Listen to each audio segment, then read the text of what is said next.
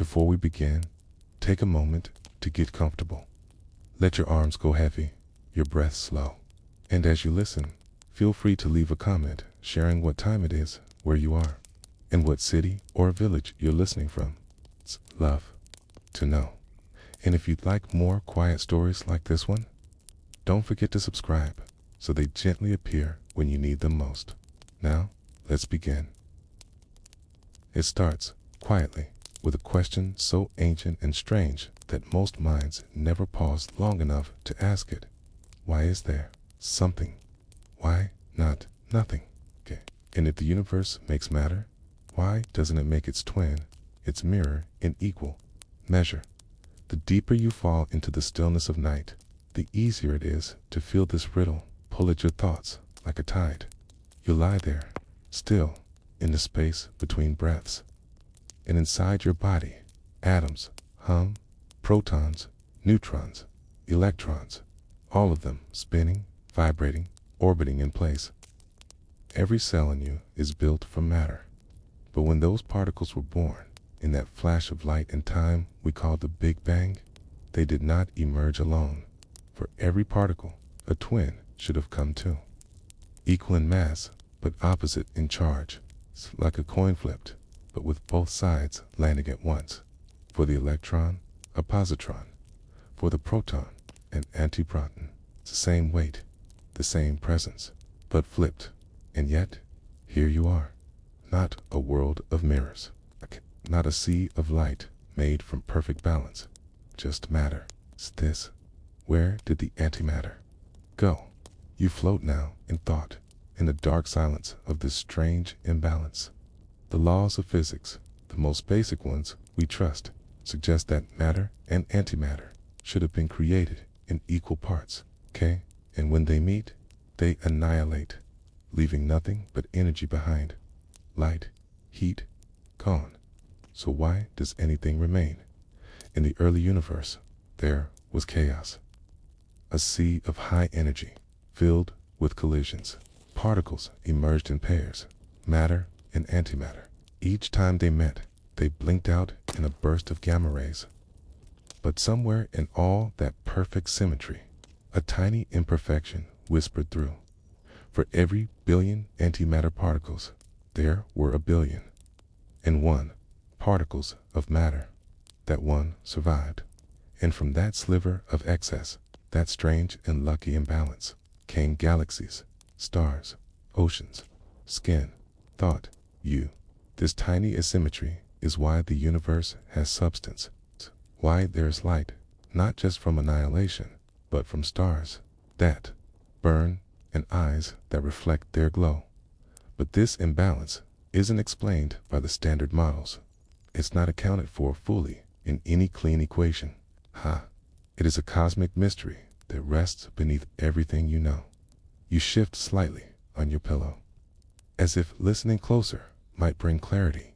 Okay, but the universe has long since fallen silent on it. At this point, its answer is buried in the fabric of time. Still, scientists continue to chase it. In dark rooms filled with humming machines, beams of particles race toward each other, hoping to recreate the moment of balance and loss. In these collisions, sometimes an echo is heard, a particle spinning just wrong, decaying slightly off pattern. A clue that maybe matter and antimatter do not behave in perfect symmetry after all. This subtle difference is called CP violation, a gentle way of saying that maybe the mirror isn't as clean as we thought. That maybe the antimatter twin is not simply reversed, but flawed in ways we haven't yet mapped. And that's why the mirror isn't there. Or rather, why it might never have been in your imagination. Picture two dancers, one matter, one antimatter. They mirror each other perfectly, step for step, spin for spin. But just once, one stumbles. One turns a fraction too soon, and the symmetry shatters. It's that stumble, it's that misstep in the cosmic choreography that allows you to exist.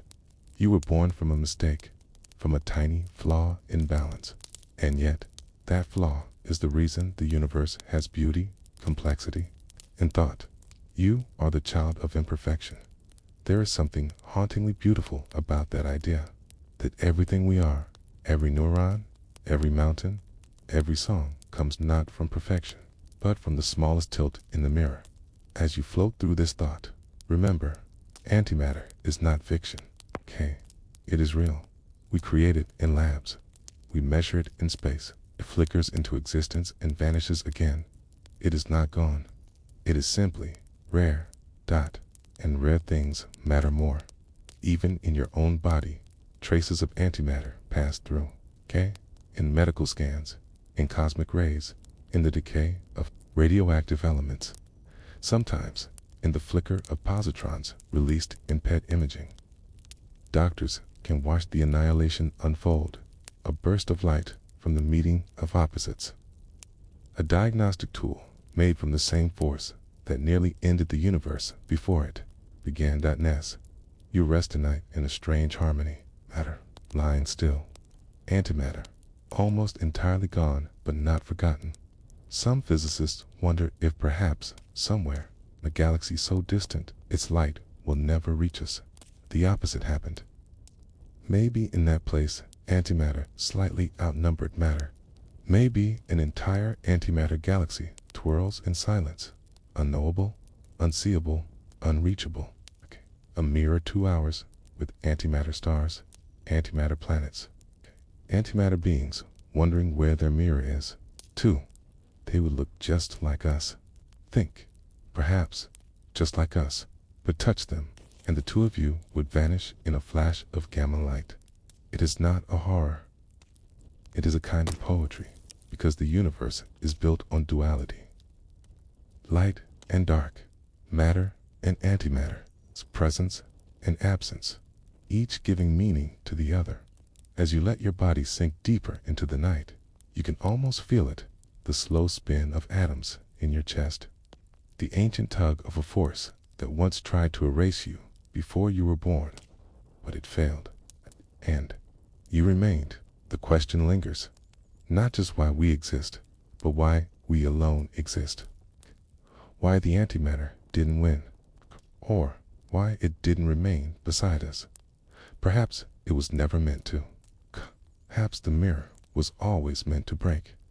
And now, in the silence of your own mind, you hold that mystery like a warm stone, not to solve it, but to feel it, to understand that questions can comfort more than answers.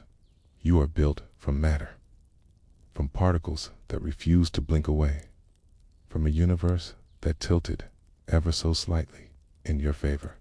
And that tilt, that imbalance, still echoes in the way lightning flickers, in the way stars shine, in the way scientists search the sky for the ghost that almost was. Somewhere in the vacuum of space, a photon splits. One part becomes matter, one part antimatter. For the briefest breath of time, the universe is whole again. Then light, and the search continues. What remains, always, is the wonder. And softly now, we drift toward the next question, the next flicker of mystery, born from thunder in the vacuum. Vacuum. You've probably seen lightning before, from the safety of a window, or perhaps while standing beneath the wide electric sky. A flash across the clouds, a brief luminous fracture of the atmosphere. But what you likely haven't seen, not with your eyes at least, is the moment hidden within that flash. And the sky creates something older than storm and stranger than fire. For a brief breath of time, lightning can give birth to antimatter. It sounds impossible, like poetry, mistaken for physics. But it is true. Above the clouds, in the thundering stillness between earth and sky, something extraordinary happens. A bolt of lightning tears through the air with such violent speed that it becomes more than just heat or charge. It becomes a kind of particle generator. Within that violent surge, photons, particles of light, collide with molecules in the atmosphere. And some of those collisions are so powerful, so precise, that they split the photon into a pair of opposites, an electron and a positron, matter and antimatter, born together in a flash. The positron, the antimatter twin of the electron, is not a myth. It is as real as the rain outside your window, as real as the breath rising softly in your chest. For a fraction of a second, it exists, drifting upward from the storm like a ghost until it meets its counterpart. Then light, not the gentle light of dawn, but a gamma ray, brilliant and invisible. The particle and its twin destroy each other, and in that annihilation, the universe glows. These events are called terrestrial gamma ray flashes, TGFs, and they are still being discovered. Satellites orbiting far above us detect these flashes regularly. They do not happen on distant stars or in the vacuum of space. They happen in Earth's own weather. Inside the familiar rumble of a summer thunderstorm, the sky performs particle physics. This is not limited to Earth. The deeper story hides in space. In the emptiness where stars flicker and galaxies collide, there too, light gives rise to matter and antimatter. In the vacuum, which is not truly empty, but a restless ocean of possibility, particles can blink into existence. Virtual pairs, matter and antimatter, joined together, living briefly, then disappearing again. This process is called vacuum fluctuation. And though it sounds like something ungraspable, you can think of it like foam on the surface of a deep sea. The foam bubbles and vanishes, never forming something you can hold. But still, it was there in quantum physics. Nothing is ever truly nothing. Even in absolute darkness, the void shivers with potential. A photon may travel through space, and in its path, the very rules of the quantum world may allow it to split, to temporarily become a pair. Again, an electron and its antimatter twin. Then they collapse back into light. The universe is unchanged. And yet, something passed through, a trace, a possibility. A moment when the mirror nearly held. Scientists call this pair production. It is one of the only known ways to create matter and antimatter directly from light. It requires incredible energy, the kind found near neutron stars, black holes, and lightning storms. But when the conditions are right, the impossible becomes ordinary. And that is the quiet magic of antimatter. It doesn't break the rules. It reveals them in a single moment, the spark of a lightning bolt, or the path of a cosmic ray across the upper atmosphere. Energy becomes substance, light becomes matter, and for the tiniest blink, the universe doubles itself. But why does it matter? Because these tiny moments are not just curiosities. They are clues, echoes of a time when the entire universe was hot enough, fast enough, chaotic enough to perform this dance constantly. In the seconds after the Big Bang, light filled everything. And in that furnace, pair production was everywhere. Particles flickered in and out, forming a storm of matter and antimatter. That's why the appearance of antimatter in a lightning storm is more than just strange. It is a glimpse backward in time. It reminds us that even now, even here, the universe still plays by ancient rules, still creates from light, still allows opposites to be born, if only briefly. And those opposites are perfect. Every property of a positron mirrors the electron. Same mass, opposite charge, opposite spin. They are like reflections, separated only by time and touch. Okay? But when they meet, they return to what they were: energy, light, heat, the raw fabric of existence. There is no waste in this exchange, no residue, no ashes. Matter and antimatter simply vanish, and in doing so, prove they were real. If you close your eyes and breathe slowly, you might imagine it happening inside your own body, okay? And you wouldn't be wrong. Your cells contain atoms with unstable isotopes. Sometimes, a neutron decays into a proton, and in the process, emits a positron. That positron travels a few millimeters, then finds an electron. Annihilation. Gamma rays release a whisper of light. Medical imaging devices Like PET scanners, detect those whispers. They map your tissues by watching the moment when opposites meet. Antimatter lives in the hidden corners of your health, your body, your breath, your stormy sky. In this way, lightning becomes more than weather. It becomes a reminder that the world is not fixed, that even in the most ordinary places, in a rain cloud, in a flash, in the brief friction of air, the laws of creation still echo, and perhaps beyond our atmosphere, even more profound storms are unfolding in deep space around massive objects like black holes and neutron stars. The magnetic fields are so intense, they twist light itself. They bend space, and in those regions, photons become dancers, colliding, splitting, creating pairs of matter and antimatter that swirl and vanish like fireflies in the dark. These regions, called magnetospheres, may be the universe's natural particle colliders. They do not need machines. They use gravity, motion, and time, and the antimatter created there does not always vanish. Sometimes it escapes, drifts through space, a positron or an antiparton moving in silence. NASA's instruments, like the Alpha Magnetic Spectrometer aboard the International Space Station, are designed to catch them. It's like listening for a single footstep in a desert, or a single snowflake in a blizzard. But when they find it, when they detect a rogue particle of antimatter, it becomes a signal, a clue that somewhere, the mirror cracked again. Perhaps, somewhere out there, antimatter is not just a flicker.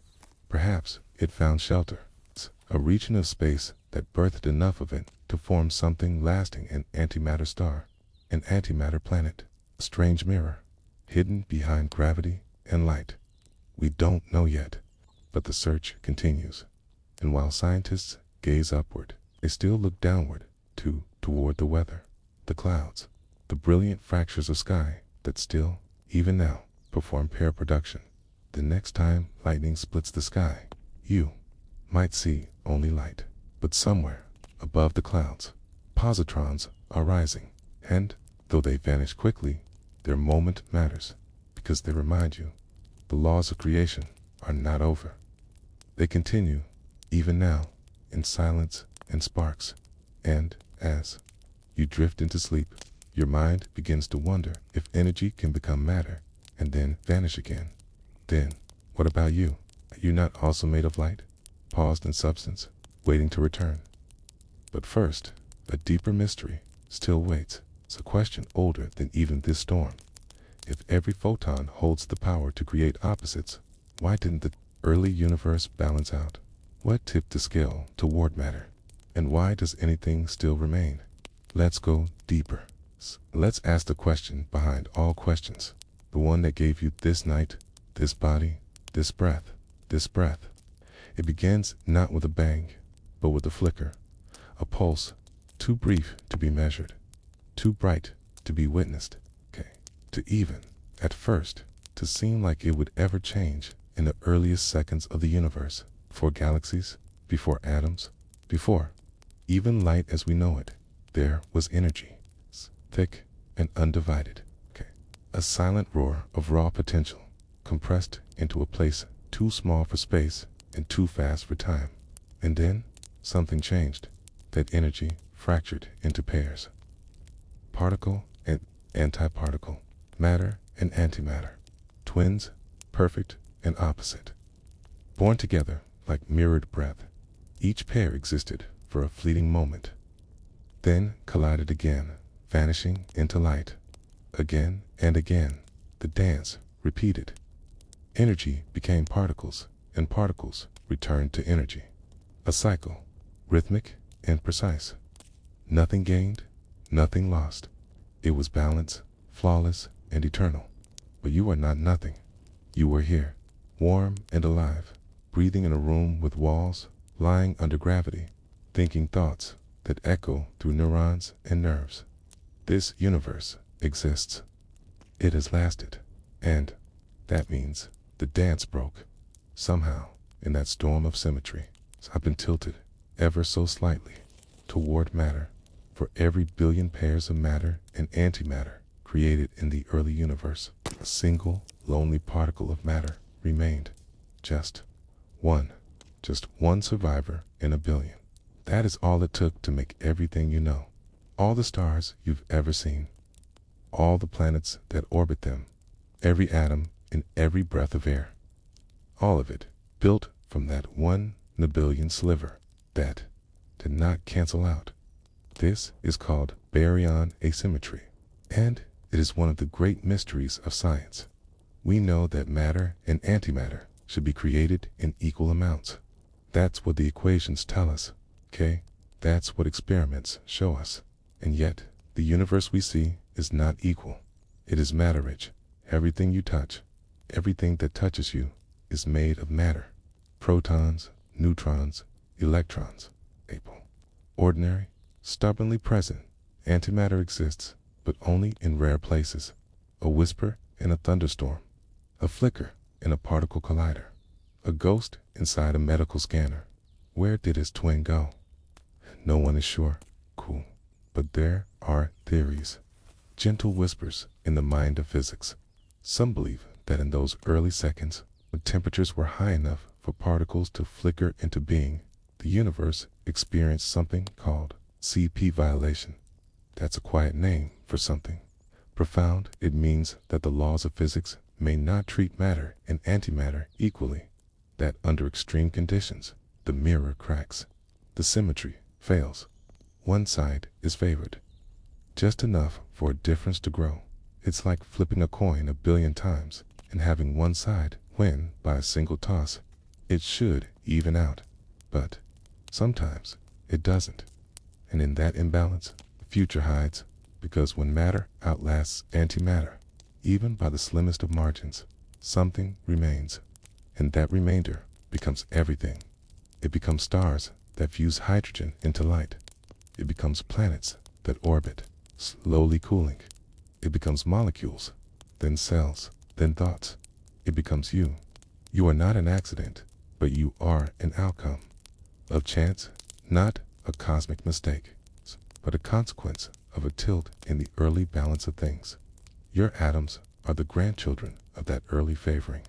That early imbalance shaped the shapeable. It created the conditions for structure and time and temperature. It's allowed complexity to rise rather than dissolve in perfect symmetry. This makes you a kind of echo. It's not of the Big Bang alone, but of the moment when the universe made a decision, however small, not to vanish entirely. And in that decision, possibility was born. Still, the question lingers. Why did the coin land that way? Why did nature lean toward matter? Some physicists wonder if there were forces at play. We still don't understand unknown particles, invisible fields, moments of decay that behaved differently from matter and antimatter. Perhaps the early universe had a hidden preference baked into its laws. Or perhaps the imbalance was not law, but randomness. And randomness, too, is a kind of truth, like the toss of a leaf into wind. It may not be predictable, but once it falls, its shape becomes the shape of the world. It's worth noting that not all matter survived, even after the imbalance. The universe remained hot and violent. Most of the particles born in that first second vanished. They found their twins, embraced, and disappeared in light. The survivors were few, scattered, alone in a cooling expanse. But alone was enough. Gravity began to pull them together. Slowly, silently, mass attracted mass. Clouds formed, stars ignited. Light filled the void, not as a single blast, but as a patient shimmer, growing brighter over time. That shimmer is still traveling. It echoes now in every corner of space, a faint microwave glow known as the cosmic background radiation, the afterglow of creation. It is not hot anymore. It is not loud, but it remembers, and in that memory, we find the fingerprints of imbalance. The faint patterns in that ancient light tell us that something tipped the balance in favor of presence, of being, of matter, of you. It's easy sometimes to feel small in the face of the cosmos, The stars seem distant. The universe seems cold. And yet, you are made of the part that stayed. You are not a bystander to the universe. You are its unlikely child. And that makes you rare. It makes you fragile, okay? But it also makes you real. The antimatter that did not remain, that vanished in the arms of its twin, still exists, in a way, in the form of light and energy, the very fabric of space-time. But matter is what held. Matter is what wrote itself into chemistry, into biology, into thought. And though the antimatter side of the mirror faded from view, its presence was not a mistake. It was necessary. For matter to survive, antimatter had to try. The universe required that balance, even if only to break it. That's what symmetry does. It frames the path. It allows the deviation to have meaning. If everything were uneven, there would be no shape, no surprise, no evolution, but a single crack in perfect balance that opens the door. And through that crack, reality stepped in. You stepped in. So tonight, as you lie still, know this: the reason you exist at all is not just because the universe began, but because it did not vanish. Because, in a moment too brief for memory, something remained when all should have canceled. A leftover, a margin. That margin became matter, and matter became memory and motion and mind. But what of the antimatter? Does it still drift in the dark? Does it still flicker, waiting for discovery? Could it have its own domains, hidden in corners weave, not yet seen? We turn now to the twin you've never met, the anti, the one who is your mirror, your equal, your vanishing opposite, and perhaps, in imagining them, you'll begin to understand what makes you real. Shall we go meet them? Go meet them? Close your eyes for a moment. Imagine standing in front of a mirror, not the kind in your room, but a perfect cosmic mirror. It's one that reflects not just your image, but your particles, your charge, your nature. Now, step closer, behind that glass. In this thought experiment is a version of you, but everything is inverted. Your electrons are positrons. Your protons are antiprotons. Even your most fundamental features, your spin, your charge, are flipped. Not your personality, not your memories, okay, but the very scaffolding of your being. This is the anti-you, not a villain, not a ghost, not an evil twin, but a reflection written in the alphabet of antimatter. The anti, you would live in an antimatter world. Their water would be made of antihydrogen and antioxygen, okay? Their sun would burn with the fusion of antiprotons. Their books, their cells, their thoughts, all composed of what we cannot touch. If you met, even just to shake hands, the result would be total annihilation. Not pain, not combustion, but a pure transformation. Your atoms and theirs would cancel out in a flash of light, leaving behind only energy and silence. It's not violence, it's nature, a peaceful resolution between opposites that cannot coexist in the same space. This seems like fiction, but it's pure physics. In fact, view, reverse three key properties of a particle charge: parity and time. You get its mirror version. This is known as CPT symmetry. And for decades, physicists have explored what it might mean. Could an entire universe of antimatter exist somewhere unreachable, untouchable, yet fully real? In theory, yes. The laws of physics do not forbid it. In an antimatter universe, galaxies would swirl and form just as they do here. Stars would fuse antihydrogen into antihelium. Light would flow. Chemistry would unfold.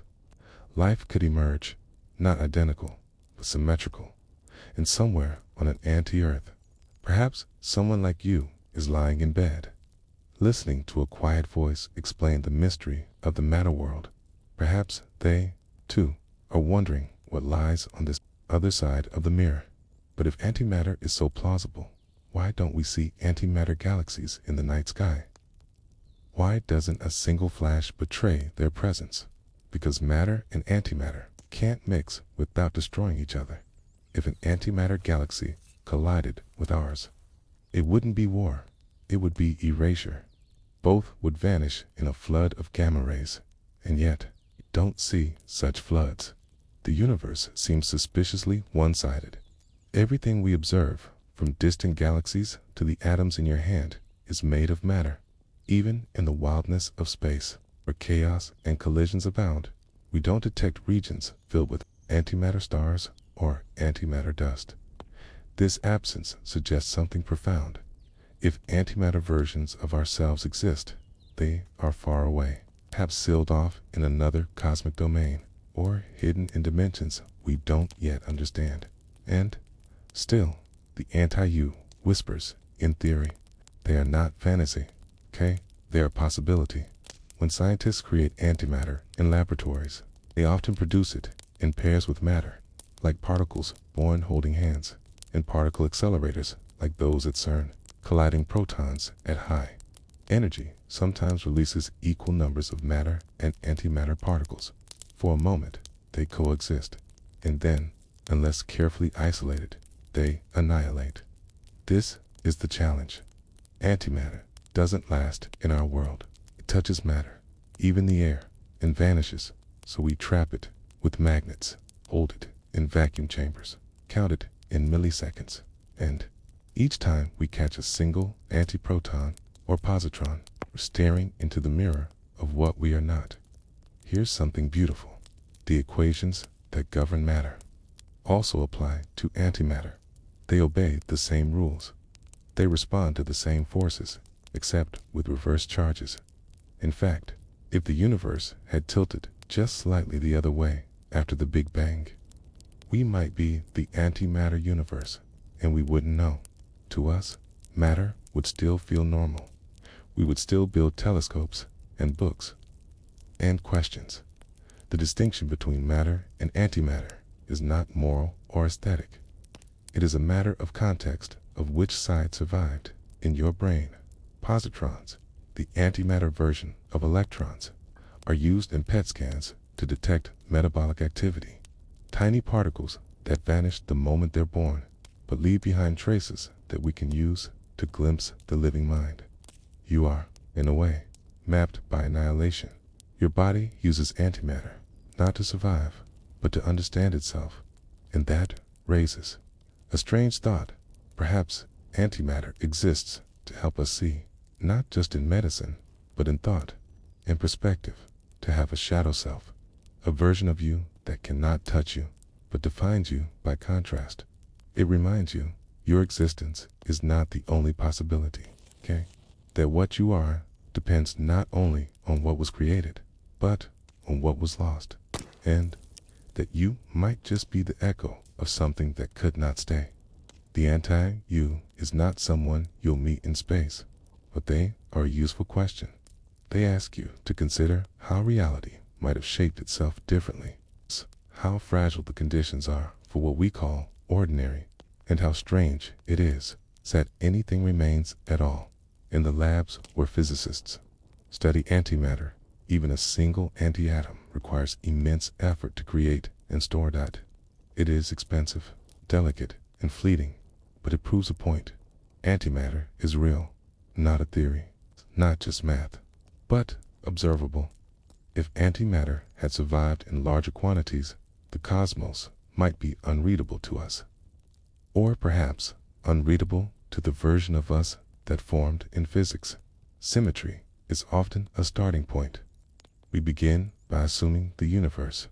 It's fair that for every particle there is an equal and opposite counterpart. And yet, the universe chose imbalance, not by rule, but perhaps by randomness. That choice or accident shaped your atoms, your breath, your thoughts, and still the mirror exists. If we ever manage to contain enough antimatter to study for long, we might unlock new answers, not just about the universe, but about time and motion, and the fragile balance that allowed this side to win. Some researchers dream of one day creating stable antimatter atoms, anti-hydrogen, testing how they fall in the gravitational field. Would they float, fall faster, or behave exactly the same? These are not fantasy questions. They are experiments, and they tell us that the anti-you is not a myth. They are physics waiting to be revealed. Maybe one day we will listen not just to matter's voice, but to the whisper of the mirror. For now, you exist here, in this version of the cosmos, with this direction of time, with this set of laws, but across the line of theory. On the other side of the mirror, a reflection waits. They are not your opposite. They are your question. And next, we will listen to how that question arrives, not in people or planets, but in the falling rain of space, cosmic rays, invisible particles, traveling for centuries, whispering secrets of antimatter through the quiet vacuum of the sky. Let's go listen. Go listen. You might think antimatter is distant, a thing of galaxies, stars, and laboratories, but right now, inside your body, a positron may already have come and gone. This isn't science fiction. It's biochemistry. It happens in small, silent bursts, in cells, in scans, in the fading decay of certain atoms. Tiny moments, fleeting encounters. But real. Let's begin with something familiar. Your breath. The air you inhale every second of the day carries tiny traces of carbon. Most of it is stable, but a rare version, carbon-11, is unstable. It doesn't last long. When it breaks down, it releases a positron. A positron is the antimatter twin of an electron. It's the same mass, opposite charge. They are like two reflections, trying to walk into each other in medical imaging. We've learned how to listen for these quiet disappearances. You may have heard of a PET scan, positron emission tomography. It's not just a test. It's a kind of ghost story written in particles. Here's how it works. A patient is given a molecule tagged with a positron-emitting atom, like fluorine-18, which breaks down and gives off positrons. These antimatter particles don't travel far. Within fractions of a second, they meet electrons, and the two cancel, not violently, just cleanly. Their mass vanishes. Two photons emerge, like twin flashes of light, moving in opposite directions, and we catch those photons. That's the scan. Not the positrons themselves, but the light they leave behind when they disappear. A map made from absence. The images we get from PET scans aren't just pictures. They are portraits painted in annihilation. Tiny vanishing acts that help us see. Inside the living brain, the beating heart, the flickering metabolism of a cell. It's beautiful when you think about it. Antimatter, the rarest form of matter in the known universe, used not to destroy, but to understand. There's poetry in that. Each time a positron vanishes in your body, it helps trace the outline of your existence, where energy flows, where tissue lives, where tumors hide. Doctors don't see antimatter directly, but they see its goodbye. And yet, even outside the hospital, your body isn't a stranger to positrons.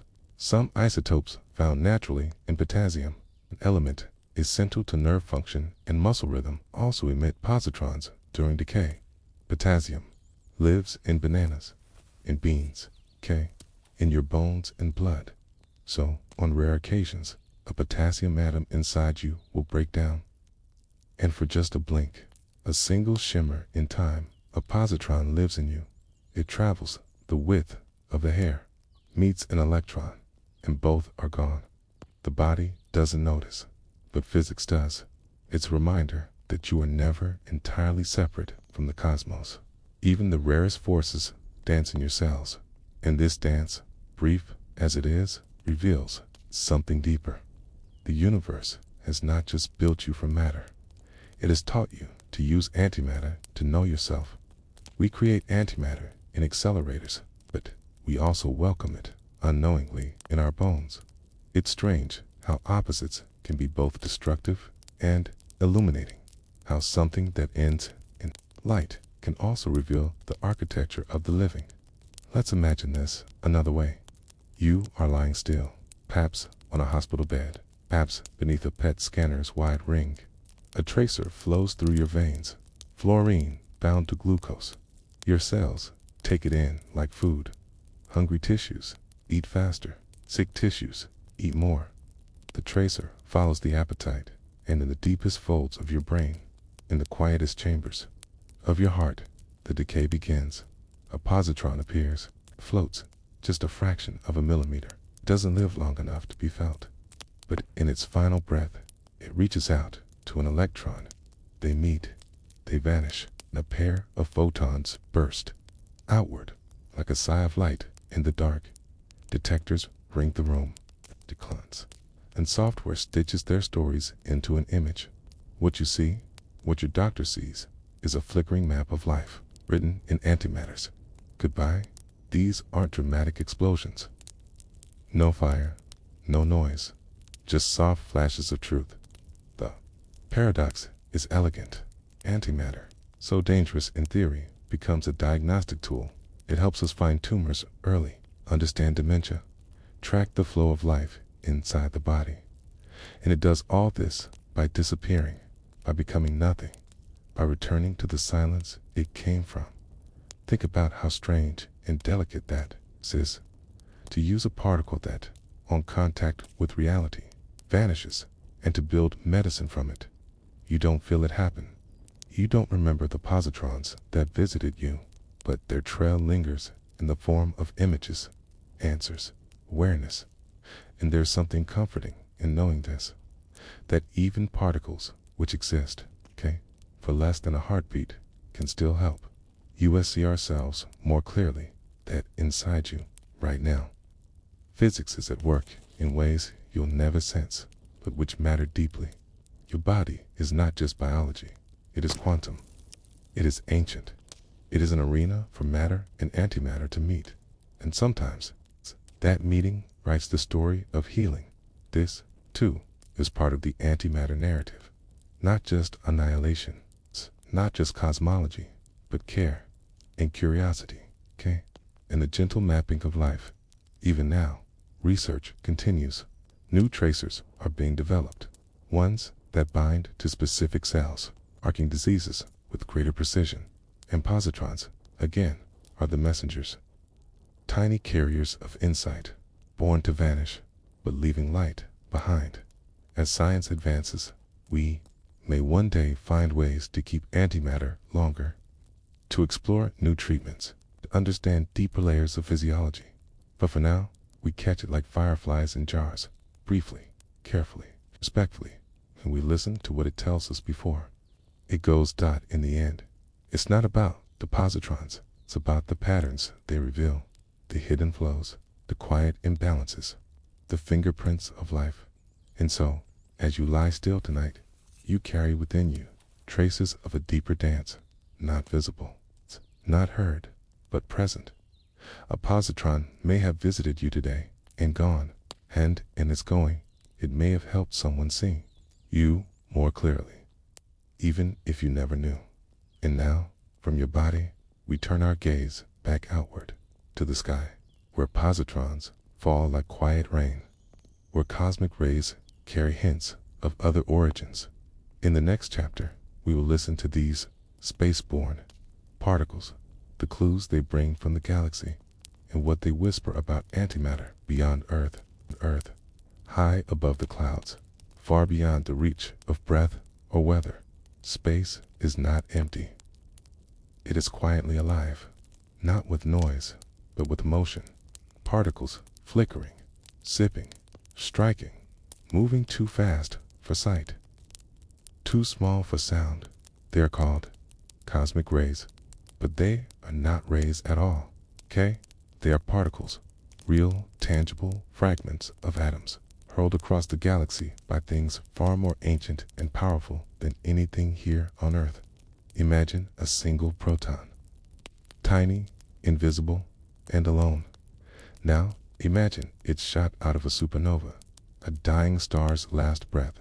It travels for years, then centuries, then millennia, across dust clouds, between stars, through magnetic waves, until it reaches Earth. And here, in the thin, topmost edge of our atmosphere, it hits, not with a thud, but with a chain reaction. That one particle, that lone traveler, strikes an atom in the air, and and in that instant, a spray of new particles bursts out. Electrons, muons, neutrinos, and sometimes antimatter. Yes, antimatter. Born, not in a lab, but in the sky. We call it a secondary shower, the cascade of particles that rains down from the collision of cosmic rays and air. Among this rain are positrons, the antimatter twins of electrons, and antiprotons, the mirrored image of the protons we know. For decades, scientists wondered, are these particles just Earth's echo? Are they born in our atmosphere and nowhere else? Or do some of them come from farther away? It's from antimatter, galaxies, or from unknown sources beyond comprehension. It was a quiet question, and space does not answer questions easily. But humans built machines that listen. Orbiting Earth aboard the International Space Station is a special instrument. It doesn't blink. It doesn't sleep. It waits. It is called EMSO-2, the Alpha Magnetic Spectrometer, and its job is to catch particles that were never meant to be caught. EMSO-2 is like a giant invisible net. It's not made of threads, but of magnets, sensors, and silence. It sits calmly above Earth, just outside the chaos of the atmosphere, and it watches. One by one, particles stream through it, thousands per second. It sorts them by charge, by mass, by speed. It catches positrons, antiprotons, and, very rarely, something stranger. In 2013, something remarkable happened. EMSO-2 detected an unexpected bump, a higher than expected number of positrons coming from somewhere unknown. It wasn't noise, wasn't error, it was real, and it opened a door. Where were they coming from? One idea: pulsars, spinning corpses of ancient stars, still flinging energy into space like lighthouses of radiation. Another idea: dark matter. Yes, the invisible substance we cannot see, but know must be there because galaxies move in ways that only hidden mass can explain. Some physicists wondered, could dark matter particles be colliding in the vastness of space, annihilating each other and leaving behind positrons as footprints? It was a bold thought, unproven, but beautiful. And so AMS kept listening as you lie in bed tonight. The machine is still there, orbiting, waiting, catching fragments from stars you will never see, from collisions older than the Earth. The positrons it detects do not say where they came from, but they speak of possibility.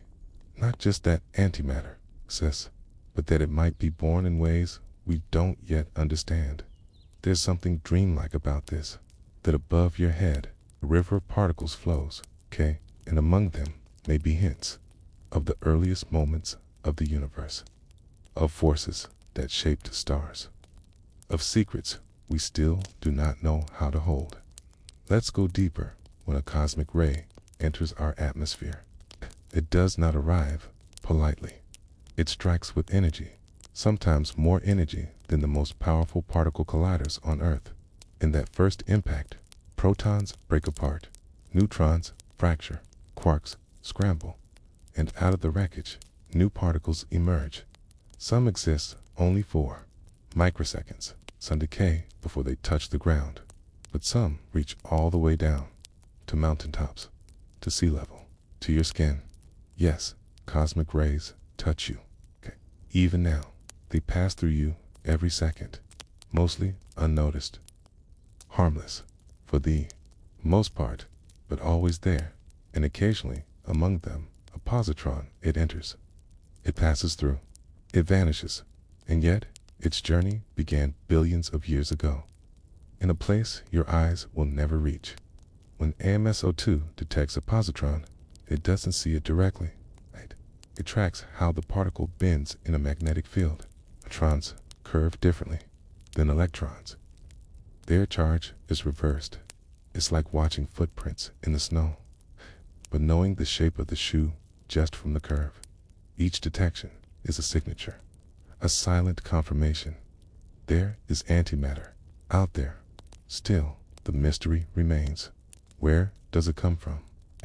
One theory is that these particles are not born locally, okay?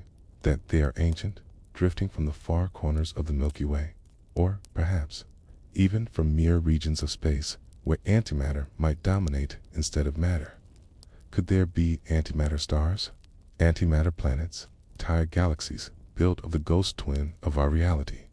We don't know, but the positrons suggest we ask, and that's what science often is. Not answers, but better questions. The AMS is not the only ear listening to the cosmos. Other experiments, balloon-based detectors, space probes, high-altitude observatories have joined the search. Each tries to catch a few more positrons, a few more antiprotons, maybe one day, an antihelium nucleus that would change everything.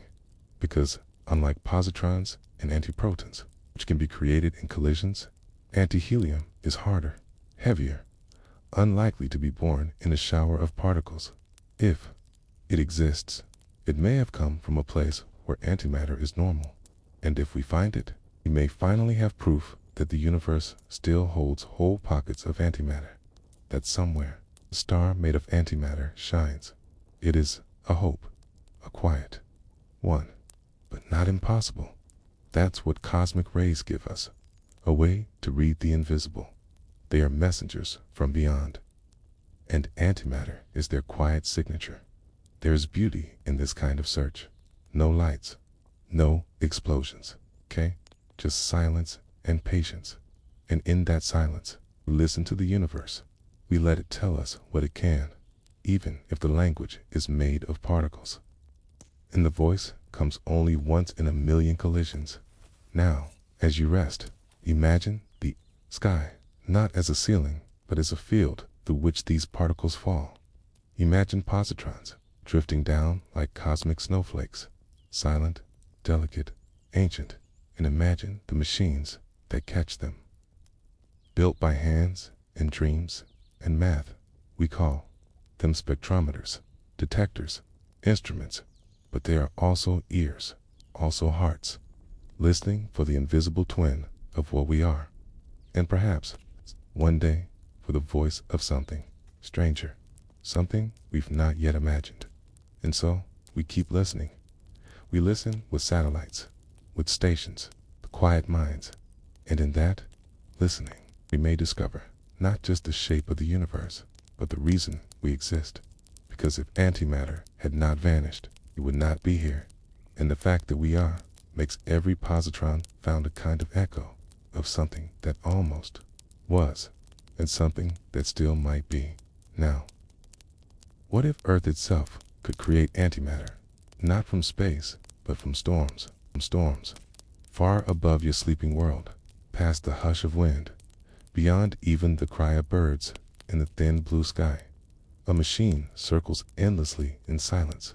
It does not roar. It does not blink. It simply listens. The Alpha Magnetic Spectrometer, AMSO2, hovers aboard the International Space Station like a digital ear pressed to the edge of the universe.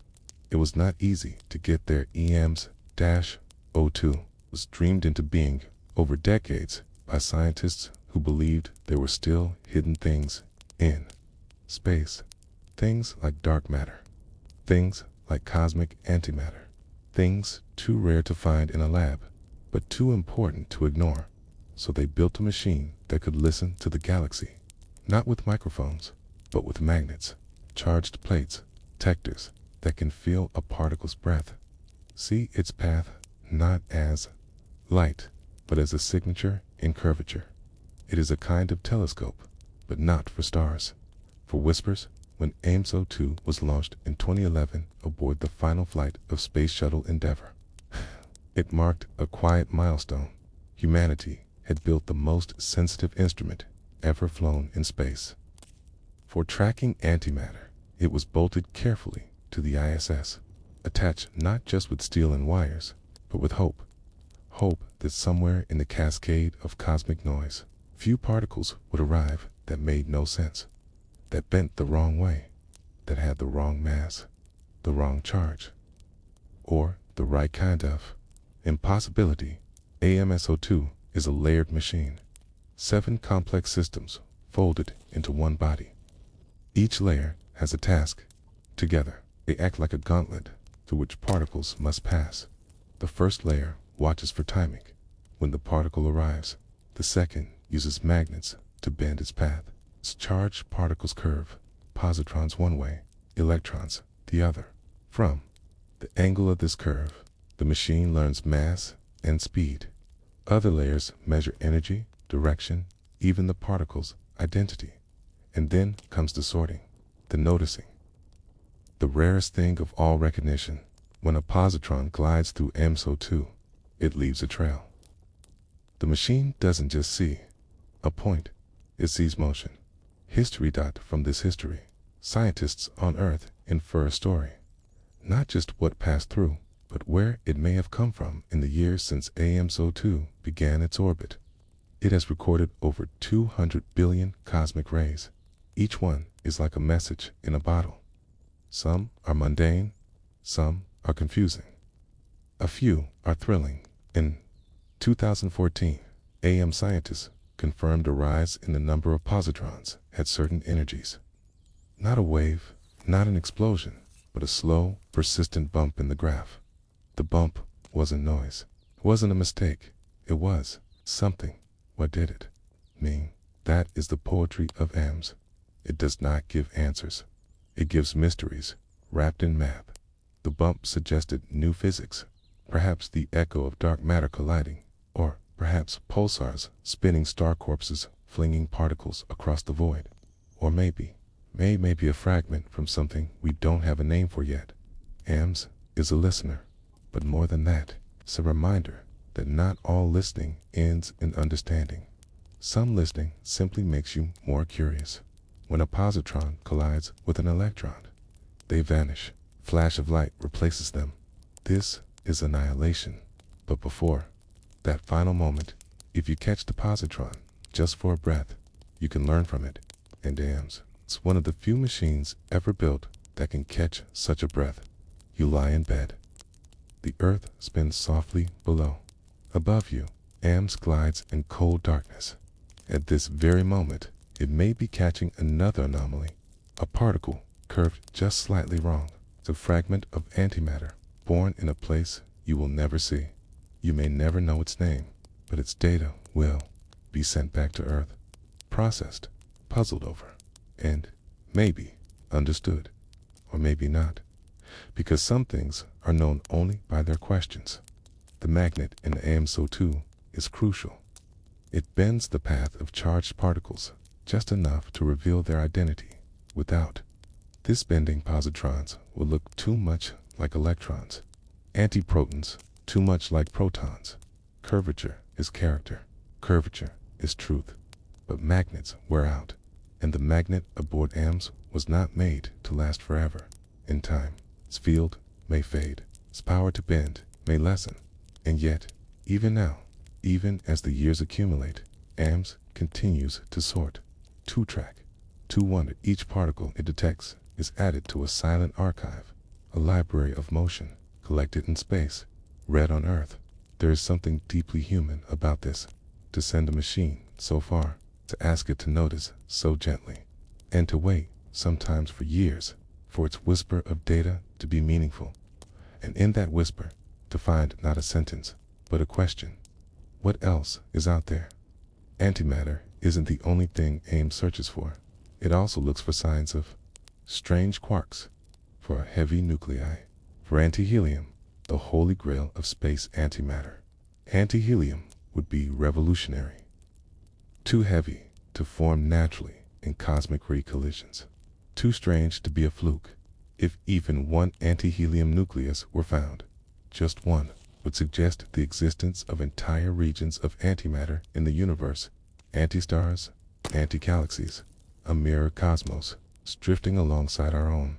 AMS hasn't found one yet, because space is patient, because space is patient.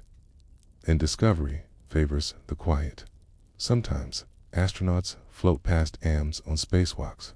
They wave to the camera, check bolts and insulation. They know the machine is working, even though they cannot see its signals. It's a kind of faith.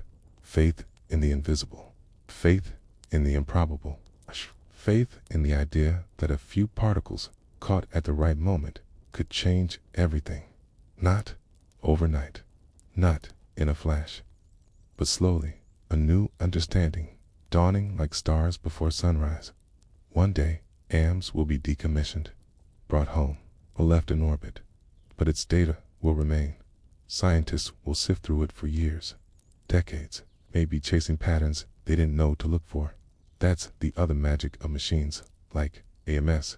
Their value isn't just what they find, but what they allow us to imagine.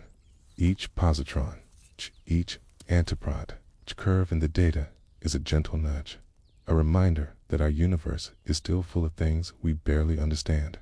And as you drift deeper into sleep, think of AMS like a lighthouse, not guiding ships, but scanning darkness for sparks. It doesn't fear silence. It works with it, and in that silence, it hears the possibility of something magnificent, of a cosmos built not just of what we know, but of what waits patiently to be noticed. Now, if Earth itself can create antimatter, not from stars or space, but from thunderstorms and lightning, what does that say about the wild power of our own sky? Far above your sleeping world, past the hush of wind, beyond even the cry of birds in the thin blue sky, a machine circles endlessly in silence. It does not roar. It does not blink. It simply listens. The Alpha Magnetic Spectrometer, AMSO2, hovers aboard the International Space Station like a digital ear pressed to the edge of the universe. It was not easy to get there. EMS-02 was dreamed into being over decades by scientists who believed there were still hidden things in space. Things like dark matter, things like cosmic antimatter, things too rare to find in a lab, but too important to ignore. So they built a machine that could listen to the galaxy, not with microphones, but with magnets, charged plates, detectors that can feel a particle's breath, see its path not as light, but as a signature in curvature. It is a kind of telescope, but not for stars, for whispers. When AMS-02 was launched in 2011 aboard the final flight of Space Shuttle Endeavour, it marked a quiet milestone. Humanity had built the most sensitive instrument ever flown in space. For tracking antimatter, it was bolted carefully to the ISS, attached not just with steel and wires, but with hope. Hope that somewhere in the cascade of cosmic noise, few particles would arrive that made no sense, that bent the wrong way, that had the wrong mass, the wrong charge, or the right kind of impossibility. AMSO2 is a layered machine, 7 complex systems folded into one body. Each layer has a task. Together, they act like a gauntlet through which particles must pass. The first layer watches for timing.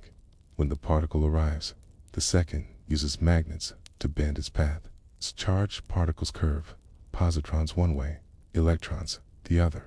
From the angle of this curve, the machine learns mass and speed. Other layers measure energy, direction, even the particle's identity. And then comes the sorting, the noticing. The rarest thing of all recognition. When a positron glides through AMSO2, it leaves a trail. The machine doesn't just see a point, it sees motion. History. From this history, scientists on Earth infer a story, not just what passed through, but where it may have come from in the years since AMSO2 began its orbit. It has recorded over 200 billion cosmic rays. Each one is like a message in a bottle. Some are mundane, some are confusing. A few are thrilling. In 2014, AM scientists confirmed a rise in the number of positrons at certain energies. Not a wave, not an explosion, but a slow, persistent bump in the graph. The bump wasn't noise. It wasn't a mistake. It was something. What did it mean? That is the poetry of AMS. It does not give answers. It gives mysteries, wrapped in math. The bump suggested new physics, perhaps the echo of dark matter colliding, or perhaps pulsars spinning star corpses, flinging particles across the void. Or maybe may be a fragment from something we don't have a name for yet. AMS is a listener, but more than that, it's a reminder that not all listening ends in understanding. Some listening simply makes you more curious. When a positron collides with an electron, they vanish. Flash of light replaces them. This is annihilation. But before that final moment, if you catch the positron just for a breath, you can learn from it. And AMS, it's one of the few machines ever built that can catch such a breath. You lie in bed. The earth spins softly below. Above you, AMS glides in cold darkness. At this very moment, it may be catching another anomaly, a particle curved just slightly wrong. It's a fragment of antimatter, born in a place you will never see. You may never know its name, but its data will be sent back to Earth, processed, puzzled over, and maybe understood, or maybe not, because some things are known only by their questions. The magnet in the AM-SO2 is crucial. It bends the path of charged particles just enough to reveal their identity. Without this bending, positrons will look too much like electrons, antiprotons too much like protons. Curvature is character, curvature is truth. But magnets wear out, and the magnet aboard AMS was not made to last forever.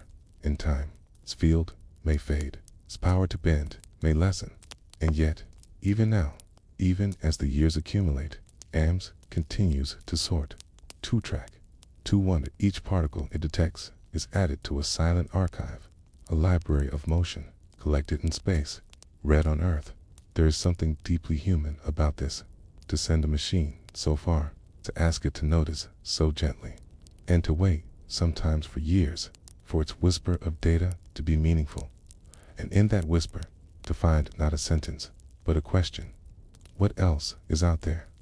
Antimatter isn't the only thing AIM searches for. It also looks for signs of strange quarks, for heavy nuclei, for antihelium, the holy grail of space antimatter. Antihelium would be revolutionary. Too heavy to form naturally in cosmic ray collisions. Too strange to be a fluke. If even one antihelium nucleus were found, just one would suggest the existence of entire regions of antimatter in the universe, anti-stars, anti-galaxies, a mirror cosmos, drifting alongside our own. AMS hasn't found one yet, because space is patient, because space is patient. And discovery favors the quiet. Sometimes, astronauts float past AMS on spacewalks. They wave to the camera, check bolts and insulation. They know the machine is working, even though they cannot see its signals. It's a kind of faith. Faith in the invisible. Faith in the improbable. Faith in the idea that a few particles caught at the right moment could change everything. Not overnight, not in a flash, but slowly, a new understanding, dawning like stars before sunrise. One day, AMS will be decommissioned, brought home, or left in orbit, but its data will remain. Scientists will sift through it for years, decades, maybe chasing patterns they didn't know to look for. That's the other magic of machines, like AMS. Their value isn't just what they find, but what they allow us to imagine. Each positron, each antiprod, each curve in the data is a gentle nudge, a reminder that our universe is still full of things we barely understand. And as you drift deeper into sleep, think of AMS like a lighthouse, not guiding ships, but scanning darkness for sparks. It doesn't fear silence. It works with it, and in that silence, it hears the possibility of something magnificent, of a cosmos built not just of what we know, but of what waits patiently to be noticed. Now, if Earth itself can create antimatter, not from stars or space, but from thunderstorms and lightning, what does that say about the wild power of our own sky? You are lying still beneath the sky. The air feels heavy, not from pressure, but from possibility. There's a hush that comes before a storm, when even the birds go quiet, as if listening. You felt it before, the pause, the static, sense that something immense is about to speak. But tonight, that voice isn't thunder. It's something quieter, stranger, unseen, because within this storm, high above your resting body, the sky is building antimatter. Yes, here. Not in space, not in a lab, but just above the trees, in the breathless light between clouds. This isn't fiction. It isn't theory. It's real Earth. Your Earth can make antimatter, and it does so not through vast machines, but through flashes of weather. Lightning, it turns out, is more than just heat and light. It is a particle factory. To understand this, you need to rise with the air. Imagine yourself drifting upward, past rooftops, through the humid hush of storm clouds, into the trembling architecture of a thunderstorm. Up here, electric fields swirl like unseen rivers. Charges separate, positive. Ions gather above, electrons sink below. Tension builds, not emotional, but electrical. And when that tension breaks, a lightning bolt tears through the sky. But not all of lightning's power is in the flash you see. Some of it fires upward, okay? Surge of high-energy electrons rocketing into the upper atmosphere. And here, in the thin air above the storm, those electrons crash into atoms with astonishing speed. The result, a cascade of energy.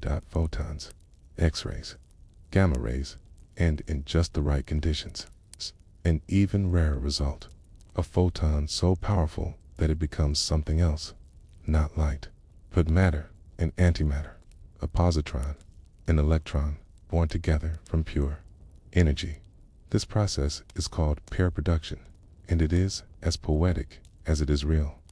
A single particle of light transforms into two particles of mass, equal and opposite, a creation that defies everyday logic, where light becomes substance, where energy becomes being.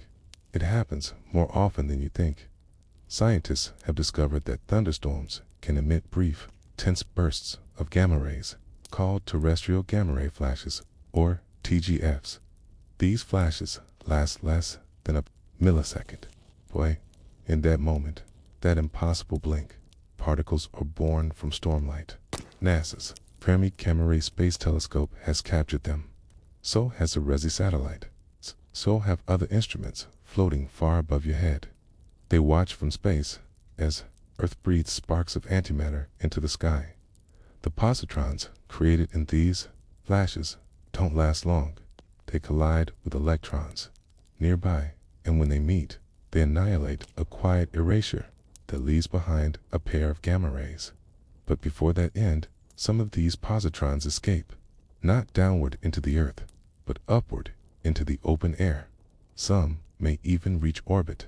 Satellites have seen them, not directly, but as momentary, unexpected signatures. Bright flickers that say, something passed this way. And from those flickers, scientists have pieced together a truth even they once doubted, that a thunderstorm, thing you can see from your porch, can make antimatter. Pause for a moment. Think about how we used to imagine this world. Earth was once thought dull, ordinary, the quiet backdrop to a vibrant universe. But no, even here, in clouds that roll across your sky, are the seeds of cosmic phenomena. You walk under skies that do what particle accelerators do, that mimic the physics of deep space, and it happens without permission, without explanation, without fear. Just lightning, just air, it's particles playing with possibility. Now imagine you're standing in a field. The clouds are dark. The wind is still. You feel the hair on your arms lift slightly. A moment later, a flash, then thunder, far away. The kind that arrives slowly, like a drum roll across the earth. You do not see the positrons. You do not feel their presence. But they are there, just for a moment. Racing into the upper atmosphere, colliding, vanishing.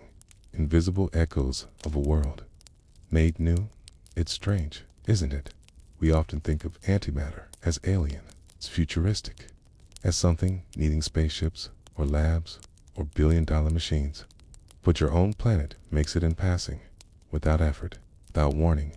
Nature, after all, is a better physicist than we are. And storms, for all their chaos, are careful dancers. They move charge with grace. They build tension with purpose. And sometimes they reach so deep into the quantum fabric of existence that they tear something extraordinary out of it. A pair of particles, a moment of matter and antimatter, born in silence, dying in silence, but real. Why does this matter? Because it reminds you that the universe is not out there. It is here. It is above you, below you, inside you. That the laws of physics don't pause at the edge of atmosphere. They flow through everything. And sometimes, when the clouds gather, the air thickens with electricity, your world remembers what it means to be cosmic. A reminder not of danger, but of wonder. One day, we may learn to harness this.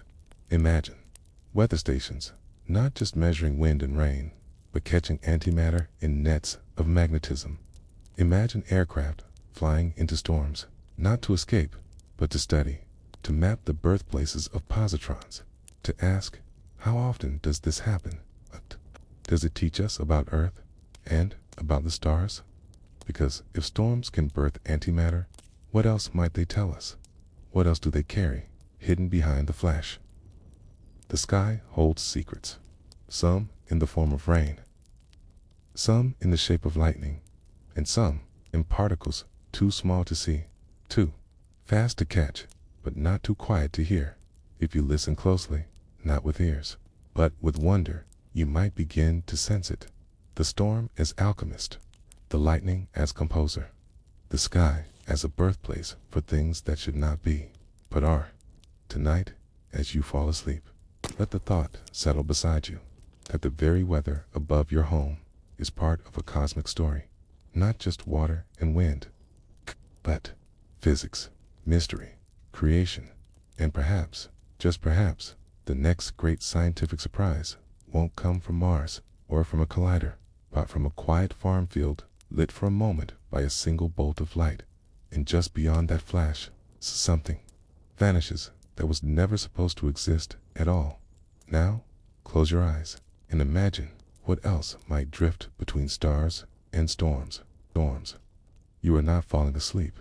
You are falling through time, but not like a leaf drifting from a tree.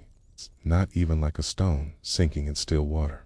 This is slower, wider, more subtle. It's the movement you feel in your bones when nothing moves at. All the slow stretching of seconds, the pause before sleep, the hush between one breath and the next. That's time. And tonight, we question what it means to move through it. Not because we must solve it, but because sometimes asking is the most human thing we do. Time, you've been told, moves forward, from past to present, from present to future. But the equations of physics, the ones that describe particles, gravity, light, they don't mind which way time flows. They work just as well backward. That's strange, isn't it? Because your life is shaped by time's arrow. You remember what was. Imagine what might be. You cannot trade places with your yesterday, but a particle, it might not care. And this is where antimatter begins to whisper. There is a strange idea in theoretical physics that an antimatter particle moving forward in time is indistinguishable from a matter particle moving backward. Let that settle into you. A positron, the antimatter twin of an electron, might be, from one point of view, an electron going in reverse. Across time, to us, it looks like a normal antimatter event. Burst, a disappearance, a curved trail in a particle chamber. But in the language of equations, something deeper may be happening. A shadow retracing its steps. A spark flowing upstream. Imagine this. You are standing in a shallow stream, watching leaves float past. Of them drift in the same direction, forward, with the water. But then you see one rising, floating backward against the current. You blink, you doubt, and then you wonder. Was the current wrong? Or is that leaf something else entirely? In the world of quantum fields and antiparticles, that backward leaf is the positron. That rising motion may be time itself. reversed. It's not just poetic thinking. The idea goes back to the physicist Richard Feynman, who noticed something peculiar in quantum theory. When an electron and positron appear to annihilate, what if, in another view, the electron is simply reversing course? The math allows it, and if nature allows it, then time may not be as one-directional as you feel it to be. Instead of an arrow, time might be a field where particles trace paths in both directions. Of course, your life doesn't feel that way. You wake, you eat, you grow older. Memory is a line drawn only from behind. But zoom far enough into the universe, into the invisible dance of subatomic particles, and that sense of order begins to shimmer. Events look symmetrical, causes and effects blur, and in that shimmer, physicists, hear a question for me. Could time itself be a kind of illusion? A pattern stitched into matter, but not into antimatter. And then comes another question, one softer, deeper. If antimatter can move backward in time, can we ever follow it? Not literally, but maybe through understanding, maybe through new models of the universe, where past and future are equal partners, where the cosmos is a vast mirror, each side unfolding in opposite time. Some even imagine a twin universe, where time runs backward from our point of view. Its beginning is our ending, its future is our past. A cosmic PALINDROME. We move toward tomorrow and toward yesterday, meeting briefly in the middle, at the birth of everything. It sounds impossible, but physics is full of impossibilities that later became truth. We once thought Earth was flat, then still, then central. We once thought time was absolute, that every clock ticked the same, no matter where it stood. But now we know time bends. It stretches near black holes. It slows on mountaintops. It isn't a constant river, but a fabric pulled by mass and motion. And if time is not rigid, then maybe it is reversible. Not for you and me, perhaps, but for particles dancing at the speed of light. So where does antimatter fit? Maybe it is not just matter's opposite, but time's anchor. Maybe when we create antimatter in particle accelerators, we're not just seeing rare energy, we're glimpsing time from a different angle. Maybe when positrons appear in lightning, they're not just fleeting sparks, they are echoes of something running in reverse. And when NASA's detectors pick up unusual positron flows in space, maybe those aren't just cosmic rays. Maybe they are traces of a deeper symmetry we haven't yet learned to see. Let's pause here, because this is not a race toward certainty. It's a walk through questions, like wandering through fog. Every footstep reveals more of the path, but never the whole road. The idea of antimatter as time's reflection is just that.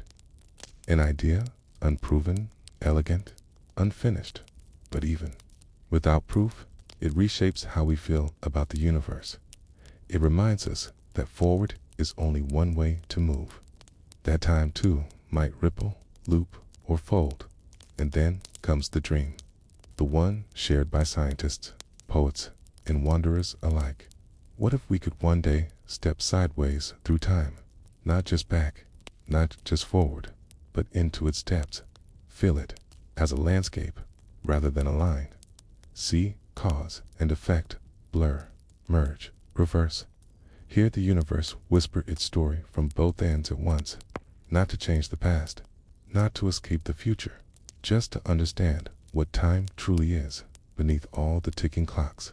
Tonight, as you lie in stillness, your body moving forward through time, your thoughts wandering in all directions. Remember this, not every journey has a destination. Some are meant to remind you that mystery itself is a kind of presence. Antimatter may yet teach us how to see the hidden shapes beneath what we call now. And somewhere in the quiet ripples of tomorrow, a particle might already be moving in reverse. Close your eyes for a moment. Imagine trying to catch a snowflake in a roaring fire. You reach out gently, with the calmest hands.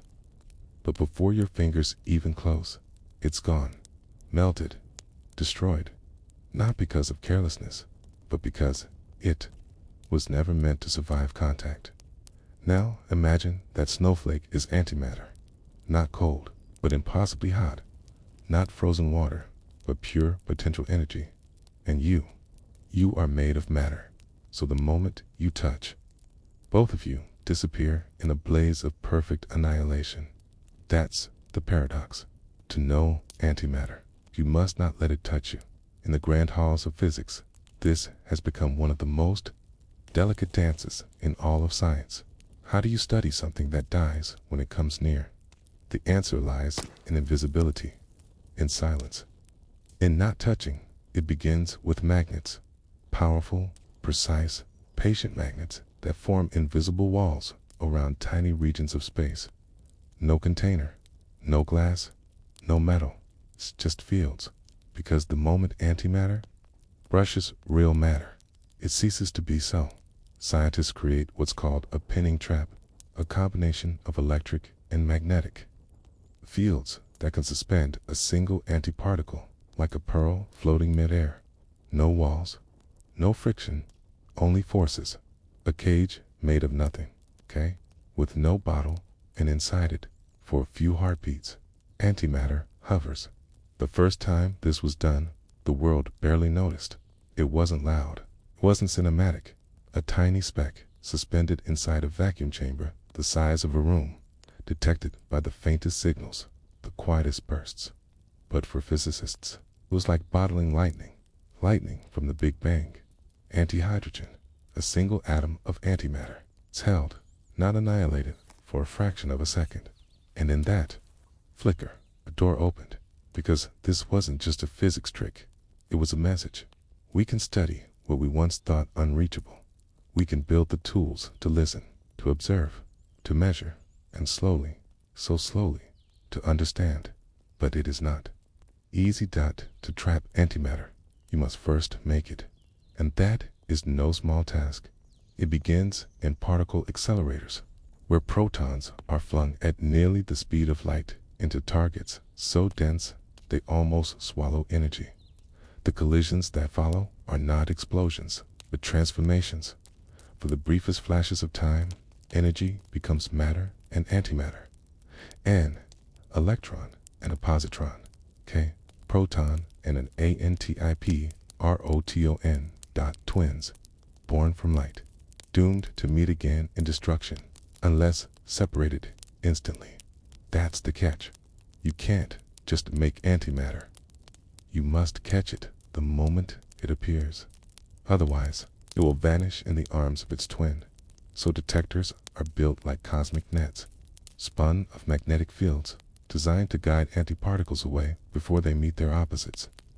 Each step is a whisper of control. Trap the antiparton, cool it, slow it, pair it with a positron. Let them orbit gently like moons around each other. Then, if the math is right, if the fields hold, you have made antihydrogen a mirror atom, a ghost of the universe. And for a few seconds, maybe even minutes now, you can hold it in a cage of nothing. Why do this? Why spend billions and decades just to hold a speck of antimatter? 'Cause it may hold the key to why you exist, that all as we explored before. The early universe created matter and antimatter in equal amounts, but one of them stayed, and the other disappeared. That mystery is still unsolved. But by studying how antimatter behaves, how it falls, how it spins, how it emits light, we may uncover the moment when balance tipped and the cosmos chose a side. One question in particular remains haunting. Does antimatter fall? Sounds simple. Of course it does, you say? Everything falls, but gravity isn't well tested with antimatter. No, one knows with absolute certainty if it behaves exactly like matter. When dropped, does antihydrogen fall downward? Or does it rise? Does it experience gravity differently, repulsively, minutely slower? Physicists have spent years building towers, vacuums, and magnetic traps just to drop a few antimatter atoms and see where they go. Because that one movement, up or down, could rewrite everything we think we know about gravity. And if gravity treats antimatter differently, then maybe there's more to the story of dark matter, dark energy, and the missing pieces of the universe. Of course, the clock always ticks. Antimatter does not last, even in perfect conditions. Stray atoms of air, vibrations from the chamber, cosmic rays from above can trigger annihilation. So everything is done in silence, in deep isolation, with cameras and sensors that see without touching. A single measurement can take months. Okay? Single trapped particle is a miracle, but science is patient, and so, step by step, we are learning to hold what once could not be held. Think of the metaphor. How often in your own life do you try to hold something that can't survive your grip? An emotion, a moment, a perfect memory. They vanish the moment you reach too hard. But if you step back, if you give space, sometimes they stay a little longer. Antimatter teaches us that lesson again and again. To know something delicate, you must not force it. You must build the conditions for its being, and then let it exist. Not forever, just long enough to learn something new. And what have we learned? That antimatter is not just the opposite of matter. It is a mirror, but not a perfect one. There are slight asymmetries, tiny differences in how particles decay. It's hints that maybe the early universe didn't flip a coin. Maybe it nudged. Maybe something in antimatter's behavior left matter standing. And so, every time we trap it, watch it, measure it, we're not just studying a particle, okay? We're tracing the origin of everything. Tonight, as you drift deeper into sleep, remember this: the universe doesn't give up its secrets easily. It offers them like fireflies, brief flashes in the dark. Here, then gone. To hold one is to be still, to be quiet, to wait. Antimatter is not noise. It is signal, but you must tune your attention carefully. The quieter you listen, the more it reveals. And sometimes, in those still moments, you learn not just about the cosmos, but about how to hold anything fragile with patience, with care, with lightness. You stand in front of a building so vast you can't see its end. Beneath your feet, circles of metal and vacuum stretch 4 kilometers, looping like a buried dragon. This is not science fiction. It's the Large Hadron Collider. Hey, machine built to recreate the first moments after the Big Bang. A ring where time folds back and matter is reborn from raw energy. And here, beneath the soil of Switzerland and France, you are about to witness a quiet miracle, not of faith, but of physics, not of gods, but of particles. This is where antimatter is made. The process begins not with magic, but with simplicity.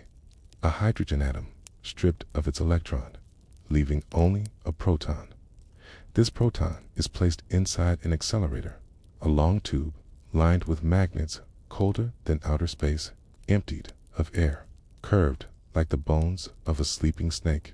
And then it is pushed, electrically nudged, again and again, faster and faster, until it spins nearly at the speed of light.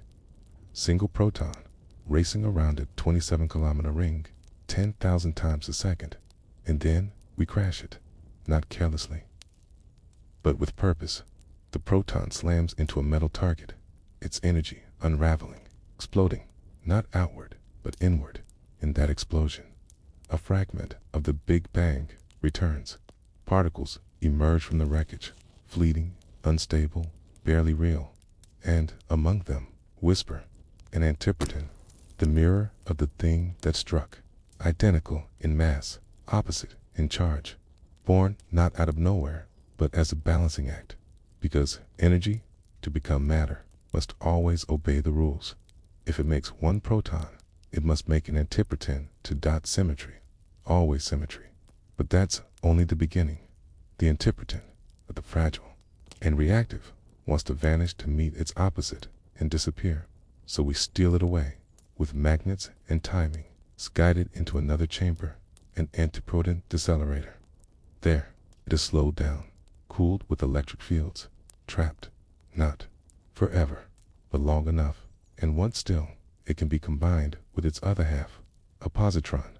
A positron is the antimatter version of an electron, same mass, opposite charge. It too is created in collisions, but more easily, and when a positron and antiproton meet in calm conditions, they orbit each other. They form ANTIHYDROGEN, an atom of antimatter, a mirror of the most abundant element in the universe, but backward and beautiful. It takes billions of collisions to make a single antihydrogen atom. It takes months to make a handful, and yet we do it patiently, repetitively, reverently, because this isn't just about particles, it's about history, about rewinding time and watching how the universe unfolded. In every collision, you hear the faint echo of how you came to be. There's a poetry in it, that to understand the universe, we build machines the size of cities, only to capture something smaller than an atom, that we shatter particles only to glimpse how they danced before stars were born. And through it all, the silence, because antimatter does not shout. It flickers. A positron appears. A detector lights up. An antiproton curves left instead of right. A tiny bell rings in data. We watch, we record, we infer, and we learn. But this isn't the only place it happens. Smaller accelerators around the world also create antimatter. Hospitals, for instance, make positrons every day for medical scans, a type of imaging called PET, positron emission. Tomography relies on tiny flashes of annihilation to see inside your living body. You inject a molecule labeled with positrons, and when those positrons find electrons, they vanish in a burst of gamma light. That light is captured by sensors and reconstructed into an image. So yes, we make antimatter in hospitals to diagnose, to heal. What once was theoretical is now practical. What once destroyed now illuminates. Still, CERN and places like it remain the temples of high-energy creation. And here, scientists chase questions far beyond health. They ask, does antimatter obey the same laws of physics? Does it respond to gravity the same way? Does it decay identically? And most hauntingly, did it behave differently in the early universe? That question keeps them building, keeps them colliding, keeps them cooling positrons in the dark, because one discovery, a tiny asymmetry, a sliver of difference, could explain everything. Why matter won, why galaxies formed, why we're here. Making antimatter isn't cheap. Each antiproton costs millions. Each experiment spans years. Each trap lasts seconds. But there is no other way. We cannot dig for antimatter. We must birth it, okay? Each time from scratch. Each time with hope. And the beauty is, we can. What once lived only in equations now floats in chambers. Measured, witnessed, real, and still, we dream further. What if we could scale it? What if we could make enough antimatter to power a ship? To fuel a spacecraft, not with combustion, but with annihilation. A single gram of antimatter could release more energy than nuclear fission. Clean, silent, efficient, but only if we can make it. Store it, use it, before it disappears. It's a dream, but then again, so was making it, until we did. So tonight, as you rest, imagine those silent rings beneath the earth. Magnets colder than the vacuum of space. Particles racing like thoughts. Collisions that echo creation. Scientists who wait and watch, not with explosions, but with patience. They make the unmakeable. They birth the twin of matter from nothing but speed, impact, and light. And in doing so, they remind us every discovery begins with energy, carefully shaped. Every spark has a twin. And if you can learn to make both, perhaps you can learn why one stayed and the other faded. Close your eyes. Imagine standing on a launch pad, not made of concrete, but of quiet starlight. There is no thunder here, no roaring engines, no smoke curling into sky. Instead, you feel a hush, a breath held by the earth, because the ship waiting before you isn't powered by fire. It's waiting for a whisper of annihilation, not destruction, but union. Matter and antimatter meeting for one final time, not to burn, but to vanish, okay? And in vanishing, to move. This is the promise of antimatter propulsion, not fantasy, not magic, but physics sharpened to its quietest edge. The idea is beautifully simple and impossibly difficult. It's antimatter. When it meets matter, releases all its energy. It's not some. All in a typical chemical rocket. Less than 1% of the fuel's mass becomes thrust. In antimatter annihilation, 100%. Nothing is wasted. No ash, no exhaust, no leftover flame. It's just energy. Perfect, clean, silent. And if we could, harness that release, direct it, control it, we could leap. Not crawl, not coast, but leap across the solar system. Start with numbers. 1 gram of antimatter, just a spoonful of nothing, could produce roughly 90 trillion joules of energy. That's enough to power a city for days, or launch a spacecraft beyond Mars in weeks instead of years. The math is clear. The physics is real. What isn't yet is the reality. Because to use antimatter, we must first make it, then trap it, then store it. And all of that is hard. You already know how it's made. In giant machines, with racing particles, precision and patience. But the quantities, vanishingly small. NASA estimates that all the antimatter humans have ever made wouldn't weigh more than a grain of sand.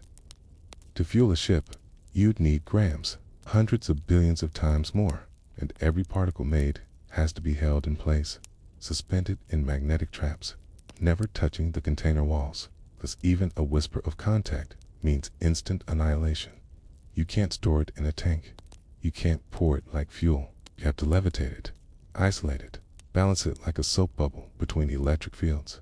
Imagine flying a spacecraft with a bomb made of light that disappears if it touches anything. That's the challenge. That's the dream. So why bother? Because chemical rockets are slow, inefficient, loud, limited. They take months to reach Mars, years to reach Saturn, 8, and they carry more fuel than payload. Because to go far, you must carry fire, and fire is heavy. But antimatter weighs almost nothing. A gram could take you farther than tons of conventional fuel. And in space, mass is everything. A lighter ship means faster travel, less wear, more range, more possibility. Now imagine pairing that power with precision. Antimatter propulsion could come in many forms. One concept, the beam core engine, uses magnetic nozzles to direct the particles born from annihilation into a narrow stream, like a jet of pure energy. Another idea, the ablative engine, lets antimatter touch a dense material, like metal, vaporizing it into plasma that pushes the ship forward. Both are theoretical. Both are beautiful. Both could be used not just to reach planets, but to steer between stars. Of course, NASA isn't alone in dreaming. Other space agencies, independent labs, and visionaries across the world have begun imagining interstellar probes powered by specks of antimatter. Some even envisioned hyperdrives using antimatter only for boosts, or for mid-journey corrections, or to slow down once a destination is near. Because one of the hardest things in space travel is stopping. You might reach another star, but without fuel to slow down, you'd fly past like a pebble, skipping over glass. Antimatter could solve that, burst of controlled annihilation. At the edge of a new world, a cosmic parachute made of silence. But again, reality waits. Cost, scale, containment.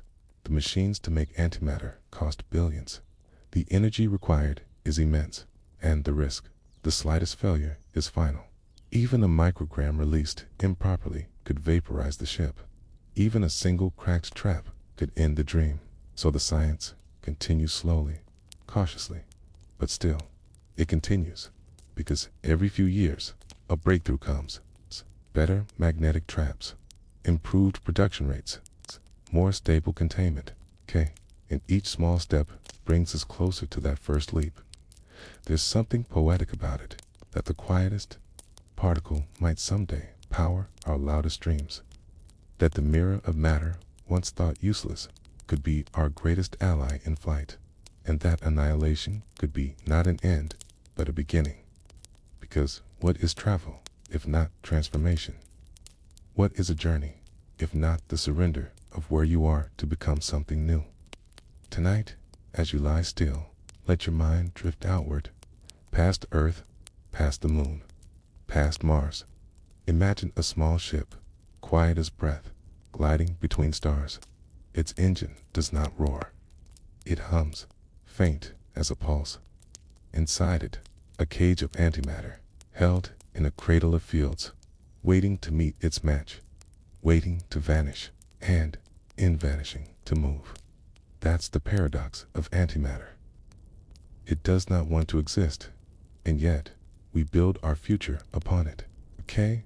And if we can dream of flying by light, what else might be hiding in the half-known world of particles we've never seen? What if antimatter isn't alone? ChatGPT. Close your eyes, breathe, let yourself float just beyond the light of known stars, beyond the telescopes, the satellites, the names. Out here, it is silent, not empty, just silent, because silence in physics does not mean absence. It means mystery, and mystery means something may still be there, just not where or how we expect when you first learned about matter. It seemed simple: atoms, electrons, protons, neutrons. Then you met antimatter. Every particle had a twin, same mass, opposite charge. The world was doubled, and for a while it seemed complete, balanced. But symmetry in physics is a tricky thing. It is never whole for long, like a mirror that shows almost everything but just slightly wrong. A freckle on the wrong side. Okay. A glance that feels reversed. You stare and something doesn't match. This is how the universe behaves. In theory, every particle and interaction should obey certain symmetries. Flip charge should behave the same. Reverse time, still the same. Mirror space, no difference. These were beautiful ideas, mathematical reflections, until reality said, not quite. Start with the kaon, a tiny particle, smaller than small, born in the swirl of colliders. Physicists expected it to follow the rules, to decay like its antiparticle, to mirror itself, but it didn't. In 1964, an experiment showed that kaons break the symmetry. They decayed differently than their twins. It was small, subtle, but real. This asymmetry, called CP violation, became one of the most important puzzles in physics because it whispered something profound. The universe prefers matter, not just by chance, not just by accident, but by design. Still, no one knew why. And so, deeper questions grew. What if some particles don't just break symmetry, but hide entirely? What if there are particles we've never seen because they barely interact with our world? Not dark in color, but dark in interaction. They do not reflect light. They do not collide easily. They pass through walls, bodies, planets. Like ghosts, we call them dark matter. You've heard the term. Galaxies spin too fast. Stars at their edges don't drift away. This means there's more gravity than we can account for. Something heavy, unseen, is holding them together. We can't see it, but we feel its tug, like wind on your skin at night. The trees sway, the leaves rustle, but the wind itself, you never quite catch. Some believe dark matter may be antimatter's companion, or its cousin, or its twin, or perhaps the missing half of a story still being written. Imagine a particle that carries no charge, that never decays. It floats between galaxies like pollen. Some theories suggest a mirror sector, a hidden world made not of our atoms, but their shadows. Mirror electrons, teams, protons, even mirror stars, burning in mirror galaxies, invisible to us, yet following their own laws. A full, silent cosmos, paralleled, untouched. This is not fantasy. This is math. Certain models in physics allow it. Cat. Some demand it, because the equations of particle physics, as beautiful as they are, have holes, unsolved terms, masses that don't line up, forces that feel out of sync, like a symphony missing a violin. We've been listening for so long that silence itself has become a clue. The Standard Model is our best theory of particles. It names the known quarks, leptons, bosons. It predicts behavior, mass, decay. It works until it doesn't. It cannot explain gravity. It cannot explain dark matter. It cannot explain why antimatter is missing. So physicists imagine new particles. Supersymmetry is one such idea. It says every known particle has a heavier partner, not just antiparticles, but superparticles, new neutrinos, and a science zoo of hidden dancers. Maybe dark matter is one of them. Maybe antimatter knows them well. Another path leads to ixions, tiny, weightless particles that may fill the universe like dust, too light to catch, soft to detect, but in large numbers. Heavy with consequence. Ixions may explain why certain forces stay symmetric, why the universe prefers calm over chaos, or maybe they are just part of a larger riddle, because even now we cannot explain the mass of neutrinos. We do not know why time has one direction, and we cannot answer why particles exist at all. Every mystery in physics feels like a doorway, but not all are open. Some are just outlines in the dark, a whisper of light under the frame. It's the sound of footsteps, but no one there. We chase them anyway, because behind each door may be an answer, and maybe behind one is the full story of antimatter, where it went, what it became, who it's with. NASA's instruments and the European Space Agency's others continue to listen. The alpha magnetic spectrometer watches the sky, looking for particles that don't belong. If it found even one antihelium nucleus, just one, it would change everything, because antihelium doesn't arise by accident. It would mean somewhere an anti-star still burns, or an anti-galaxy still alight, still unknown. Physicists speak softly about these things, not because they lack belief, but because they carry reverence. The universe is subtle. It hides its secrets well, so they run simulations, build bigger colliders, invent cleaner detectors. They listen to math like music, and hope that somewhere in the silence between notes, a new particle waits. You may never meet these particles. You may never see them, touch them, or even know their names, but they shape your world just the same. Their absence keeps your galaxies spinning. Their mystery fuels our greatest questions, and their silence reminds you that science is not only answers, it is the art of knowing how much we don't know. So tonight, as your thoughts soften, as your body quiets, wonder for a moment what else may be watching, not in a haunted way, but in the way the stars watch, distant, patient, undeniably real. Particles you've never heard of, forces not yet written, and perhaps the gentle hand of symmetry reaching out from behind the curtain. Let your mind soften, let it float in a weightless chamber. You are not standing on Earth. Not quite. Imagine a quiet room built inside a machine. Walls so cold they're near absolute zero. Air so thin it cannot be felt. Nothing here moves unless you let it. And still, every moment holds danger. Because inside this room, there is a secret. A single particle, a mirror of matter, trapped between silence and annihilation. A breath too close, it will vanish. This is the reality of antimatter. Containment, to hold something that does not want to be held, that cannot be held, because the very act of touching is its death. Start again from the beginning.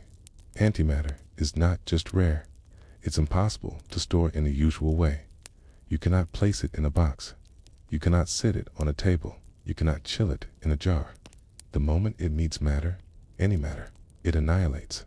The antimatter disappears. Matter disappears. And in their place, a flash of energy, a pure burst of gamma rays. So containment becomes a puzzle of pure creativity. How do you hold a ghost? Physicists turn to the invisible tools of the universe, not containers, but fields. They use magnetic traps, delicate cages made from moving force. Imagine a bowl, not made of glass, but of magnets shaped like a flower. The charged particles, sighed like positrons or antiprotons, are caught in a dance. They spin in circles, bounce between magnetic mirrors, hover in place. If they drift too far, the field wobbles. They're gone. The containment fails, and all that remains is the afterglow. This trap has a name, the pinning trap.org, in more elaborate systems. The Paul trap, or magnetic bottle, at facilities like CER's and Antimatter Factory. They cool these traps 2 fractions of a degree above absolute zero. They vacuum the chambers so tightly that even air molecules become rare. Inside this emptiness, a few lonely antiprotons may survive, held in place by nothing but patience. For a second, maybe 2, sometimes longer. Record lifetime stretch to minutes. In rare cases, hours, but always the clock is ticking. Because no magnetic bottle is perfect. No vacuum lasts forever. No field holds still. Even when the trap works, the particle must still be created. And that's no small thing. We cannot mine antimatter. It doesn't exist naturally in quantities we can harvest. We must make it. And to make it, we must break things. High-energy particle accelerators, like the Large Hadron Collider, slam protons into metal targets at near light speed. The result? A shower of particles, chaos, decay, emergence among the rubble.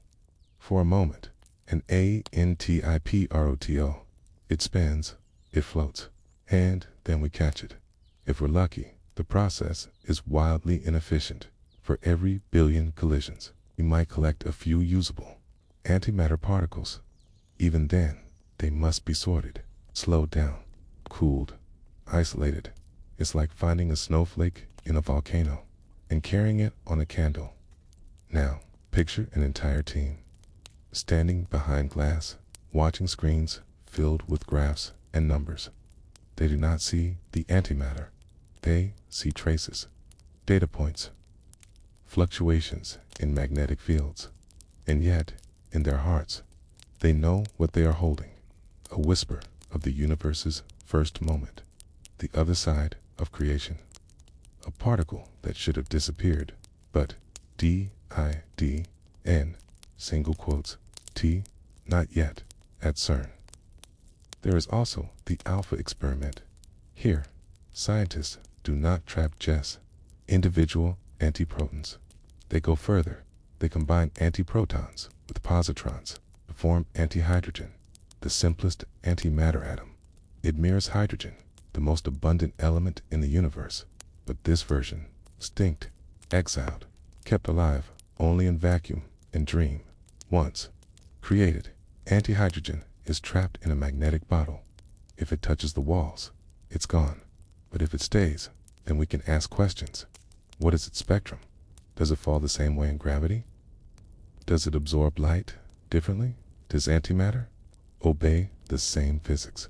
These are not abstract riddles. They touch the heart of reality. Because if antimatter behaves differently, even slightly, then physics itself needs rewriting. Then we've missed something big, a hidden force, a broken law, a crack in the mirror. And that crack could explain the greatest mystery of all. Why you exist at all. Why matter one? Why the stars burn. Why? There is something, instead of nothing. But to get that answer, you must hold the question. And holding it means facing the impossible. So scientists trying new things. They use laser cooling to slow particles even more. They explore plasma traps that swirl like tornadoes. They design atom chips, then quantum calibrated surfaces to manipulate fields at microscopic scales. Each method brings hope. Each brings loss. Antimatter remains elusive. It stays real only in silence. The costs are high. A single gram of positrons would cost trillions of dollars to produce. Storing it safely, a challenge beyond current engineering.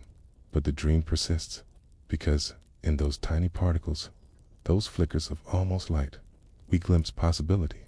Not just answers, but new tools.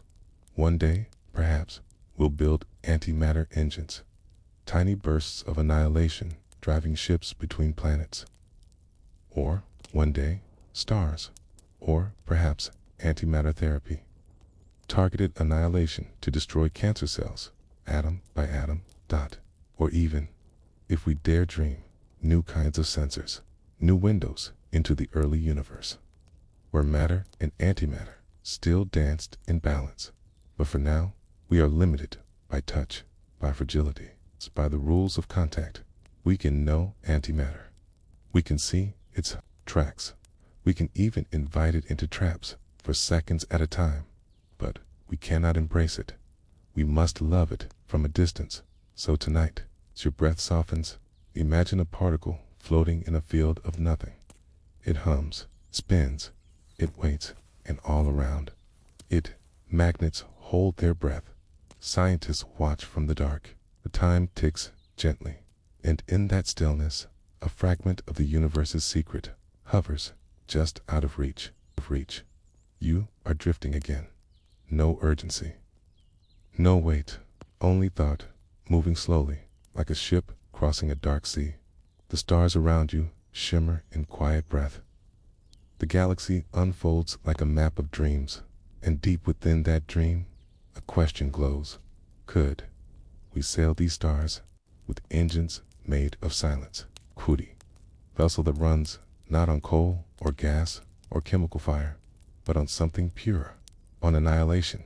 In the tiniest grain of antimatter lies a secret energy, not stored in bonds or tension, not waiting behind a valve or battery wall, but in existence itself. Because when matter and antimatter meet, do not push or combust. They vanish, and in that perfect vanishing comes something else. E equals mc, the most elegant equation ever written. It means that when matter disappears, its mass becomes energy, completely, with no residue, no ash, no leftover waste, just light. Let's pause there. A gram of antimatter, barely enough to fill a sugar packet, contains enough potential energy to rival a nuclear explosion. To put it softly, one spoonful, is perfectly converted, could power a city for days, or send a ship to Mars. But there's a catch. Several, actually, because while the math is simple, reality is made of thorns.